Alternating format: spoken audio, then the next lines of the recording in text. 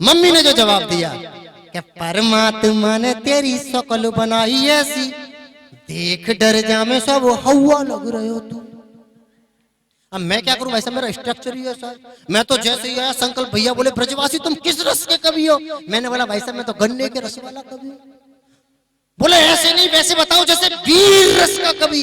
मैंने कहा अगर इतना तेज मैं बोल दूं तो मेरे नाम के पीछे तो ब्रजवासी लगा रहेगा पर आगे स्वर्गवासी लग सकता है, और ये टेंशन मैं नहीं लूंगा भाई साहब। तो मैं तो एक छंद पढ़ रहा हूं बस सिर्फ कि परमात्मा ने तेरी शकल बनाई ऐसी, देख डर जा में सब हवा लग रहे हो तू, और दिन भर डोले पाम घर बैठ के ना तेरे बिगड़े ब्याह को सोनौआ लग रहे हो तू, और अंग्रेजी मेरे आगे खुद के न लाला हाओ 20 रुपया वालो देसी पौआ लग रहे हो तू।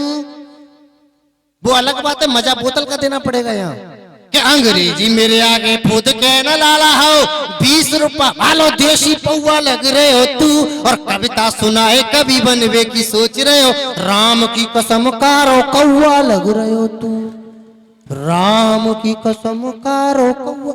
मैं तो बाबूजी बस देखो एक छंद सुनाऊंगा, एक छोटा सा गीत जो आपके आदेशों को, देखो हमारे बीच में आदिल जी बच्चे और उन्हें मन से सुनना है। एक छंद सुना देता हूँ बस, फिर देखो जीवन में प्रेम किससे करना चाहिए, मात्र एक छंद सुनाता हूँ और अपना स्थान लेता हूँ।